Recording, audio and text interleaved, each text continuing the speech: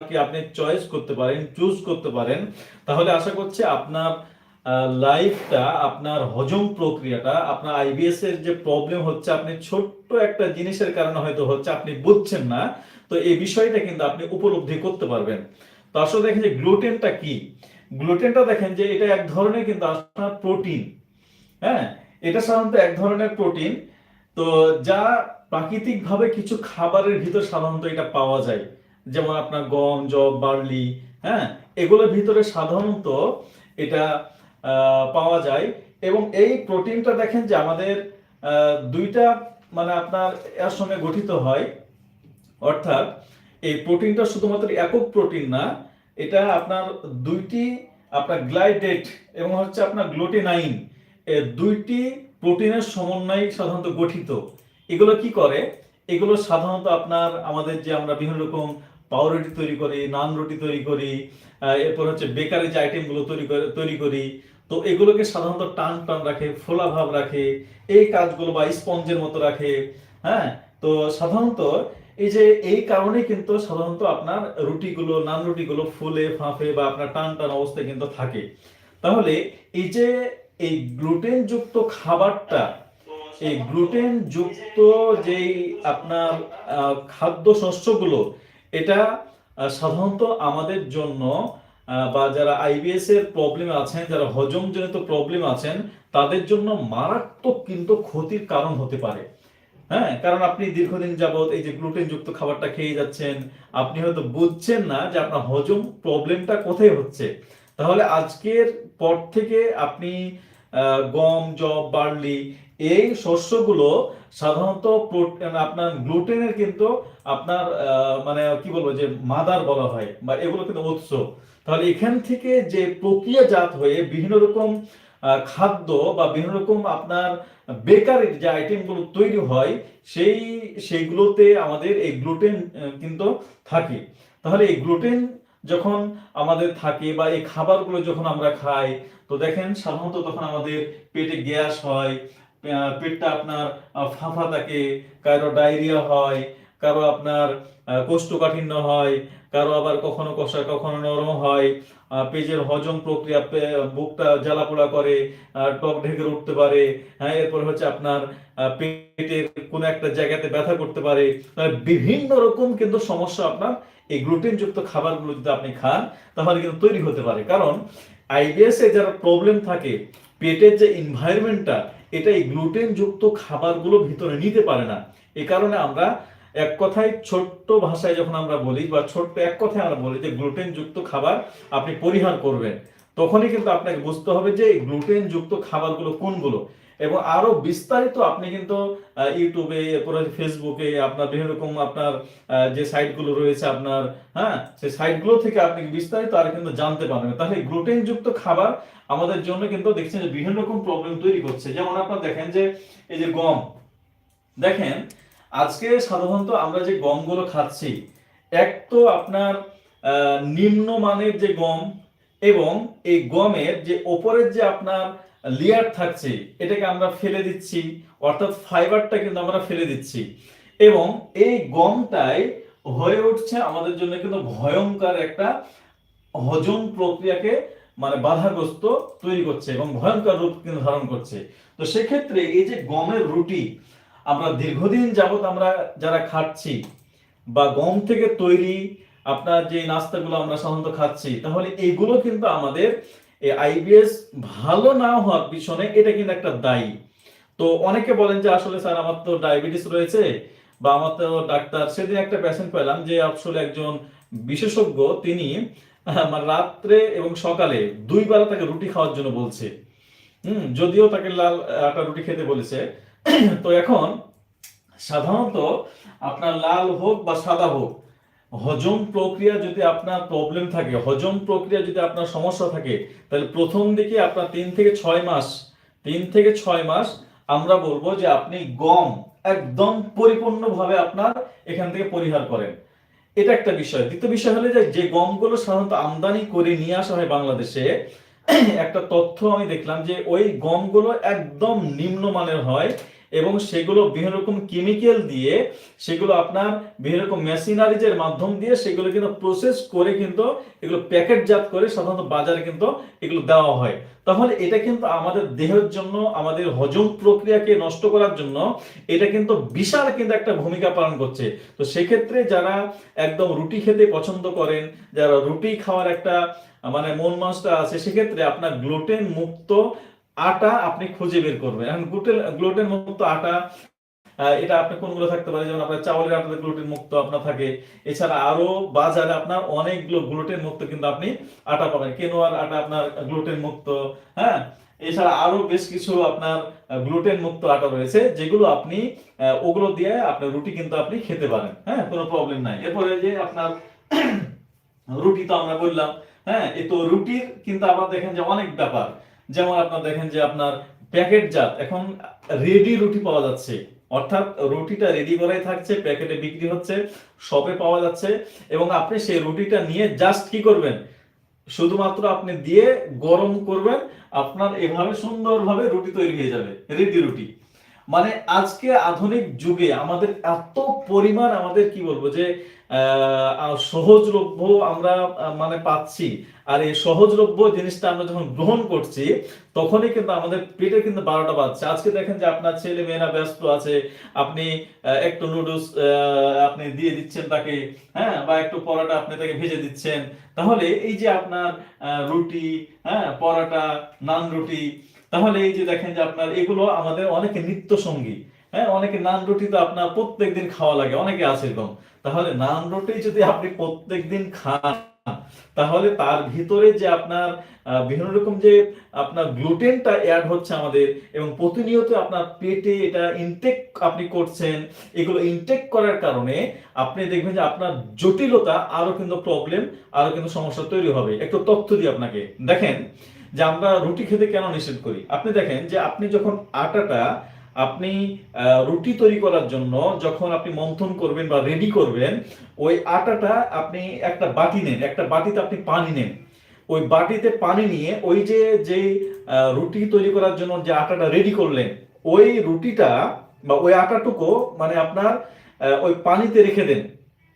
দেখবেন যে পানিতে রাখার পরে আপনি ওই যে আঠালো ভাবটা বা আপনার যেভাবে রাখছেন সেইভাবে কিন্তু সেই আটাটা আপনার আছে বা থেকে যাচ্ছে।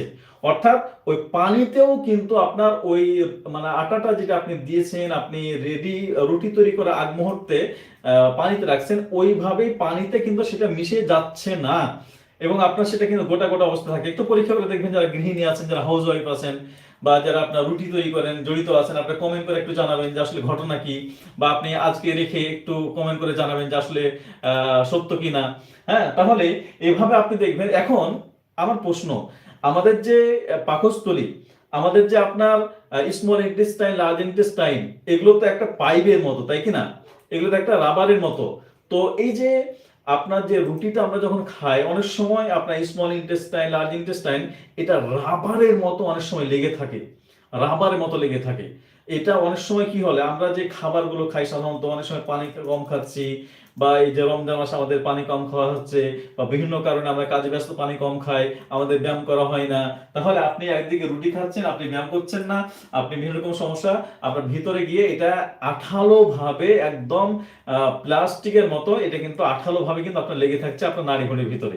তাহলে নাড়ি ভুঁড়ির ভিতরে যখন লেগে থাকছে, তখন দেখবেন অটোমেটিক্যালি অনেক ব্যক্তির এটা কনস্টিটিউশন তৈরি হয়, অথবা ডায়রিয়া তৈরি হয়। হ্যাঁ, তাহলে এবং আপনার হজম করতে পারে না, হজম সমস্যা হয়, আপনার পেট ফাঁপা তৈরি হয়, আপনি খেতে পারেন না, বিভিন্ন রকম আপনার কিন্তু প্রবলেম তৈরি হয়।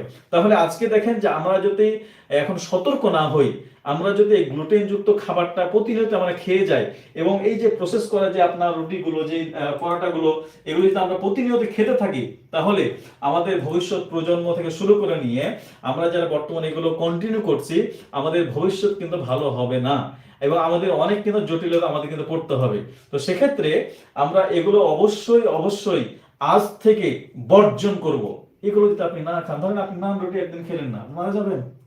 আপনি নান রুটির সাথে আবার কি গ্রিল, যেই মুরগিতে আপনার মরা মুরগি অনেক সময় দেওয়া হয়, এবং যে মুরগিগুলো অ্যান্টিবায়োটিক প্রয়োগ করা হয়, অ্যান্টিবায়োটিকের ফুলা ফাঁপি, এবং আপনার সাধারণত যে মুরগিগুলো আপনার অনেক সময় বাজারে বা নান রুটির সাথে আপনার যেগুলো সার্ভ করা হয় বা দেওয়া হয়, তো এই মুরগিগুলো আসলে কিভাবে জবাই করছে বা আসলে আদৌ আসলে সেগুলো তাজা মুরগি কেনা, এটা একটা বিষয়। আর তো ব্রয়লার তো ফিড খাওয়া তো একটা বিষয় তো আছেই, কারণ এই যে ব্রয়লার ফিড খেয়ে যে আপনার তার ভিতরে যে ক্রোমিয়াম ধাতু তৈরি হয়, এই ক্রোমিয়াম ধাতুটা আপনি বিশ্বাস করবেন না, তার ভিতরে যে ক্রোমিয়াম ধাতুটা তৈরি হয় অ্যান্টিবায়োটিক খাওয়ার পরে, যে ব্রয়লার গুলো সাধারণত ক্রোমিয়াম ধাতু তৈরি হয়, শুধুমাত্র ব্রয়লারে না, এটা আপনার মাছে হতে পারে, আপনার অন্য অন্য যে আপনার গরুর মাংস বা আপনার অন্য অন্য যে মাছ মাংস রয়েছে সেগুলো সেখানে হতে পারে, আপনি যেখানে ফিড খাওয়াবেন। তাহলে এই ওই গবেষণায় আমি একদিন আপনাকে দেখাবো যে ওই গবেষণায় বলা হয়েছে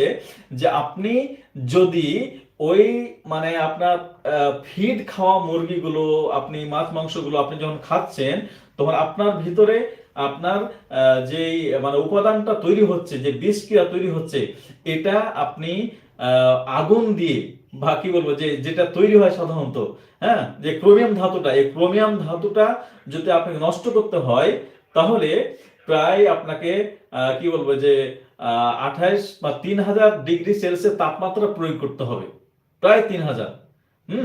তাহলে তাহলে ওই ক্রোমিয়াম ধাতুটা প্রায় 1800 থেকে 2800 এরকম বলা হয়েছে। তাহলে ওই ক্রোমিয়াম ধাতুটা নষ্ট হবে। তাহলে আমরা যে খাবার দাবার রান্না করি, এই খাবার দাবার রান্না করার ক্ষেত্রে আমরা ওই ক্রোমিয়াম ধাতুটা সাধারণত নষ্ট কিন্তু হয় না, এবং আমি সচক্ষে দেখেছি। কারণ আপনি ফ্রুটস অ্যান্ড ভেজিটেবল ক্লিনার, এটা এক ধরনের আপনার মাছ মাংস শাকসবজি পিউরিট করার একটা ডিভাইস। এই ডিভাইসের মাধ্যম দিয়ে যখন আপনি ওগুলো পিউরিট করবেন, তখন তার ভিতরে যে আপনার ক্রোমিয়াম ধাতুটা থাকে, এটা কিন্তু সাদা রাবারের মতো বের হয়ে আসে, এবং রাবারের মতো যখন বের হয়ে আসে, আপনি এটা আগুনে ধরবেন, আগুনে কিন্তু পুড়ে না। তাহলে ওই জিনিসগুলো প্রতিনিয়ত আমরা নান রুটির সাথে খাচ্ছি, অনেকে পরোটার সাথে খাচ্ছি, অনেকে রুটির সাথে মজা করে খাচ্ছি। তাহলে আপনার একদিকে তো পেটের প্রবলেম, অন্যদিকে আপনার নিজে নিজে আপনি ক্ষতি কিন্তু ডেকে আনছেন। তাহলে আজকে দেখেন যে অনেকে মোটা হয়ে যাচ্ছে, অনেকে জটিলতা তৈরি হচ্ছে, অনেকে সমস্যা তৈরি করছে। তাহলে আজকে দেখেন যে আমাদের জায়গা থেকে আমাদেরকে একটু সতর্ক হতে হবে, একটু সতর্ক আমাদের যদি আমরা হই, তাহলে দেখবেন যে আমাদের যে প্রবলেম গুলো রয়েছে, হজমজনিত প্রবলেম, এটা কিন্তু অনায়াসে কিন্তু দূর করা কিন্তু এটা পসিবল হবে, এটা কিন্তু সম্ভব হবে ইনশাল্লাহ। আইবিএস এটা জটিল কোনো কিছু না, শুধুমাত্র বোঝার একটু বিষয়। আপনি যদি বুঝেন, আপনি যদি মানেন, আপনি যদি অ্যাপ্লাই করতে পারেন, তাহলে টুডে টুমরো আপনার আইবিএস আপনার জীবন থেকে ইনশাআল্লাহ শতভাগ কিন্তু বিদায় হওয়া কিন্তু পসিবল। কিন্তু আপনাকে চাইতে হবে, আপনাকে মানতে হবে, আপনাকে বুঝতে হবে, তাহলে কিন্তু এটা সম্ভব হবে ইনশাআল্লাহ। এখন দেখি আরো কিছু বিষয়, যে আমরা এই যে দেখেন বিস্কিট খাচ্ছি না আমরা, কি মজা করে, মানে প্রতিদিন অনেকে জিজ্ঞেস করে সকালে নাস্তা আপনি কি খান, হ্যাঁ, কারণ আমরা তো মূল ভিউটা বের করার চেষ্টা করি যে আসলে তার যে এই আইবিএস এর প্রবলেমটা হচ্ছে, কোন জায়গাতে তার প্রবলেমটা হচ্ছে। যখনই আপনাদের সঙ্গে আমরা কথা বলি, তখন আমরা কিন্তু খাবার দাবার বিষয়টা প্রত্যেকটা ব্যক্তিকে, এভরিবডি, প্রত্যেকটা ব্যক্তিকে আমরা জিজ্ঞেস করে থাকি, আপনি সকালে কি খান, দুপুরে কি খান, রাত্রে কি খান, সাধারণত এটা সাধারণত জিজ্ঞেস করা হয়, সাধারণত ম্যাক্সিমাম কিন্তু জিজ্ঞেস করা হয়। সেক্ষেত্রে আপনার আর বেশিরভাগই অনেকে আর সতর্ক থাকেন বা তারা খায় না, এটা অনেকে আগে বলে দেয়, তখন হয়তো আমরা এটা বলি না, আপনার কথার মধ্যে পেয়ে যাই আমরা। তো এই যে দেখেন বিস্কিট, এটা সকালে নাস্তাতে অনেকে খাচ্ছে, এবং এই বিস্কিটটা দেখেন যে আমার খাওয়ার কারণে আমাদের এটা কিন্তু গ্লুটেন, হ্যাঁ, আমাদের হজম সমস্যা 100% আপনার এটা বাড়াবে। কারণ আজকে প্রত্যেকটা জিনিস আপনার সততা বা সৎ বিজনেসম্যান পাওয়া দুষ্কর। আজকে আপনি যতগুলো ইন্ডাস্ট্রি রয়েছে, যতগুলো আপনার কারখানা রয়েছে, প্রত্যেকটা কারখানায় যেভাবে আপনার বিস্কিট, পাস্তা, কেক, নুডলস তৈরি হচ্ছে, এগুলো শুধুমাত্র আমার আইওয়াশ, এবং আপনার শুধুমাত্র আইওয়াশ করে দিয়ে আমাদেরকে যেভাবে আজকে, হ্যাঁ, আসলে অনেক কোম্পানি তারা স্বাস্থ্যসম্মতভাবে তৈরি করার চেষ্টা করছে, কিন্তু যাদের হজম প্রবলেম আছে, তারা আমরা এখান থেকে 100% এখান থেকে আমরা কিন্তু বিরত থাকবো। আপনি যদি বিস্কিট খান, আবার সাথে কি খান, বিস্কিট আবার চা, আবার চায়ের সাথে কি, দুধ চা। ও মা, মানে দুধ চা অনেকের এত পছন্দ, এত প্রিয়, যে এই দুধ চা না খেলে তার কিন্তু ভালো লাগে না, তার কিন্তু ভালো ফিল হয় না। তাহলে আজকে এই দুধ চা যদি আপনি খেতে থাকেন, আবার বিস্কুট সাথে খান, তাহলে আপনার দুধে ক্যাসিন রয়েছে, আপনার বিস্কিটে আপনার গ্লুটেন রয়েছে, তাহলে আপনার জন্য দুটোই তো নিষিদ্ধ। এখন আপনার জন্য অন্যরা খেলে কিন্তু প্রবলেম হবে না, কারণ তাদের হজম প্রক্রিয়া ভালো আছে, তারা খেতে পারে। কিন্তু একটা সুস্থ ব্যক্তি যদি দীর্ঘদিন যাবত এই খাবারগুলো খেতে থাকে, একটা সময় তারও কিন্তু অসুস্থ হয়ে যাবে। কারণ আজকে দেখেন যে আমাদের প্রত্যেকটা মানে ফ্যামিলির মানে দেখবেন যে ছোট থেকে বড় সবার A to Z সকলের হজমের প্রবলেম। দেখবেন যে ছোট বাচ্চারা বলছে পেট ব্যথা করছে, বড়রা বলছে পেট ব্যথা করছে, আপনার হজম হচ্ছে না, কখনো কোষ্ঠকাঠিন্য হচ্ছে, কারো আপনার টয়লেট আপনার ডায়রিয়া হয়ে যাচ্ছে, কারো আপনার দেখেন যে পিঠে ব্যথা করছে, আপনার পেটটা বুকটা জ্বালাপোড়া করছে, প্রতিনিয়ত আপনার হরহামেশা আবার এই যে আপনার মণিমুরগির মতো গ্যাসের ওষুধ খাচ্ছি। তাহলে আজকে দেখেন যে এগুলোই তো আমাদের কারণ। হ্যাঁ, এই যে পাস্তা আসলে যে নানা রূপে আসলে আমাদের যে মানে এত ভাবে আমাদেরকে ধোকা দিচ্ছে আজকে। হ্যাঁ, এটা কিন্তু একটা আরেকটা রূপ পাস্তা। হ্যাঁ, এটা একটা নতুনত্ব আপনার আনে, দেখতে ভালো লাগে। হ্যাঁ, এবং বাজারে এই পাস্তার যে বহুরূপী রয়েছে, মানে কত ধরনের যে পাস্তা, মানে আপনার অ্যাঙ্গেলে বিভিন্ন রকম আপনার সাইজে এটা মেক করেছে, তৈরি করেছে। মানে আপনি অবাক হয়ে যাবেন যারা পাস্তা খান নাই বা দেখেন নাই, যে কত ব্র্যান্ডের মানে কত রকম ভ্যারাইটিস, মানে আপনার সাজগোজ দিয়ে, মানে এটা আপনার টেবিলে দিলেই বা আপনার একটু মানে আপনার তেলের সঙ্গে দিলে কিন্তু এটা হয়ে যায়। হ্যাঁ, তাহলে এগুলো কিন্তু রেডি জিনিস। হ্যাঁ, তাহলে এটা কিন্তু গ্লুটেন, এগুলো কিন্তু আমাদেরকে বিরত, কারণ এগুলো তৈরি হচ্ছে গম, জব, বার্লি, এগুলো থেকে তৈরি হচ্ছে সাধারণত। এরপর কেক দেখেন, ও কেকের ভিতরে আবার কি দিচ্ছে উপরে স্পঞ্জের মতো, মানে কি বলে এত মানে পরিমাণ আপনার কেক। আমরা শুধুমাত্র আমাকে যে ফ্লেভারটা দিচ্ছে, আপনি কি জানেন যে ফ্লেভারটা আমাদের জন্য কত ক্ষতিকর? এমনকি আপনার ইন্ডাস্ট্রিয়াল ডাই ব্যবহার করা হয়, অর্থাৎ আমাদের কাপড়ে দেওয়া যে রং, যেটা আপনার সাধারণত শিল্প কারখানায় ব্যবহার করা হয়, সে ধরনের রং এটা ইউজ করা হয়। কারণ খাদ্য আপনার যেটা ফুড ফুড কালার যেটা বা ফুড ফ্লেভার যেটা, এটা অনেক দামি একটা মানে এগুলো অনেক দামি।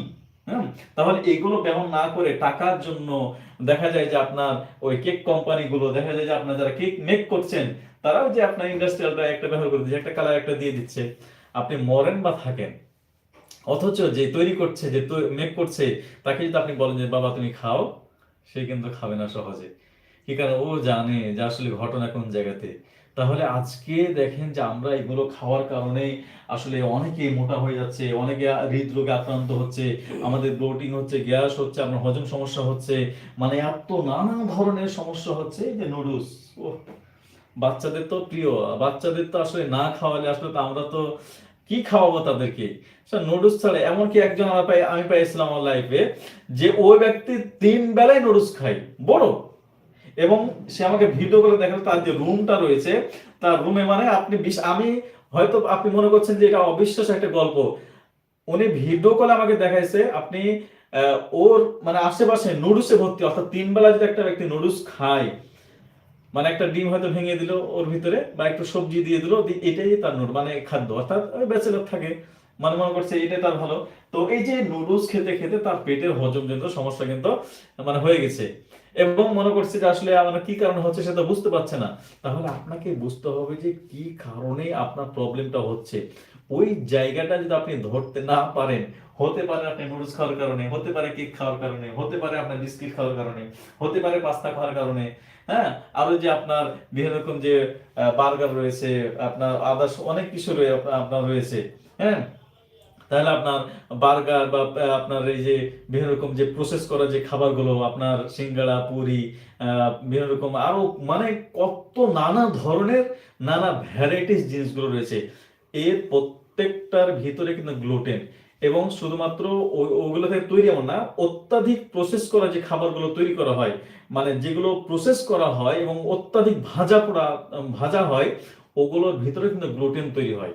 হ্যাঁ, তাহলে আপনি দেখেন যে শুধুমাত্র গম থেকে তৈরি খাদ্যগুলো যে গ্লুটেন এমনটি না, অন্য খাবারও যদি আপনি বেশি প্রসেস করেন, বেশি ভাজেন, তাহলে তার ভিতরে যে গ্লুটেনের উপাদান এটা কিন্তু ঢুকে যায়।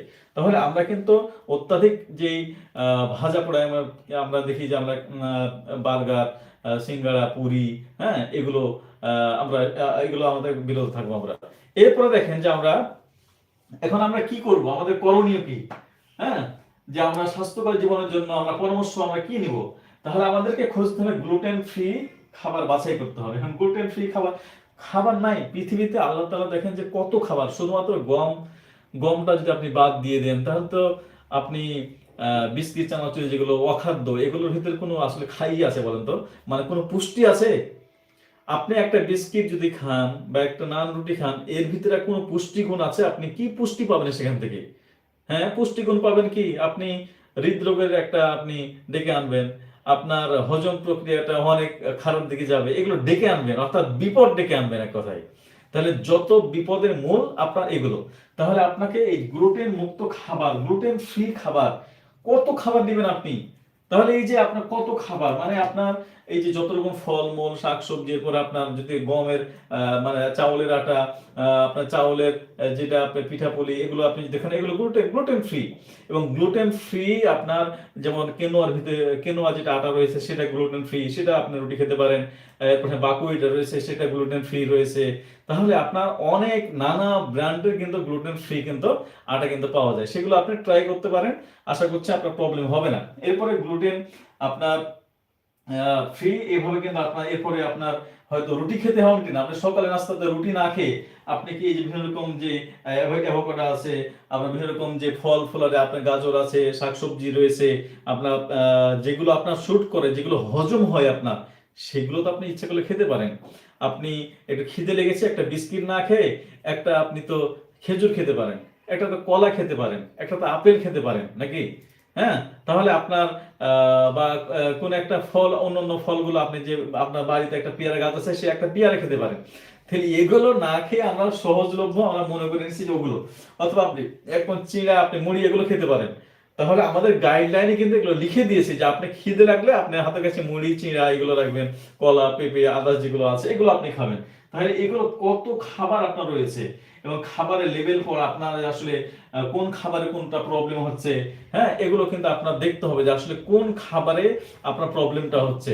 তাহলে ওই খাবারগুলো এমন হতে পারে যে আপনি গ্লুটেন যুক্ত কিছু খাবার খাচ্ছেন, আপনার প্রবলেম হচ্ছে না, এমন হতে পারে। এটা সবার জন্য না, এটা আপনার শতকরা এক একজন ব্যক্তি হতে পারেন। আপনার জন্য ব্যতিক্রম, আপনার খেতে ভালো লাগছে, আপনার খেয়ে সমস্যা হচ্ছে না, আপনি ওকে, আপনি ডান, আপনার পেট আল্লাহ তাআলা ওইভাবে তৈরি করেছেন। কিন্তু আমরা যেটা বলছি এটা বেশিরভাগই, অর্থাৎ 100 জনের 99 জন ব্যক্তিরই কিন্তু হজম প্রক্রিয়া, যাদের প্রবলেম রয়েছে, যাদের আইবিএস রয়েছে, তাদের কিন্তু প্রবলেম হবে, তার হজম সমস্যা হবে। তাহলে বেশিরভাগটা নিয়ে আমরা বলছি। তো সেক্ষেত্রে 1-2 জন ব্যক্তি আপনার দেখা গেল যে ওই গ্লুটেন যুক্ত খাবার খেয়ে আপনার বেশ ভালোই লাগে, আপনাকে ভালোই লাগে, আপনার কোনো সমস্যা হচ্ছে না, আপনার হজম প্রক্রিয়া ভালো হচ্ছে। তাহলে আপনি ওগুলো আপনার জন্য এটা ব্যতিক্রম একটা বিষয়। কিন্তু আমাদেরকে দেখতে হবে যে আপনার ম্যাক্সিমাম যেটা প্রবলেম হচ্ছে, যাদের বেশিরভাগই যেটাতে প্রবলেম হচ্ছে, সেটা তো আমাদের দেখতে হবে। এবং খাবারগুলো আমরা ধীরে ধীরে খাবো, ধীরে ধীরে খাওয়ার চেষ্টা করব।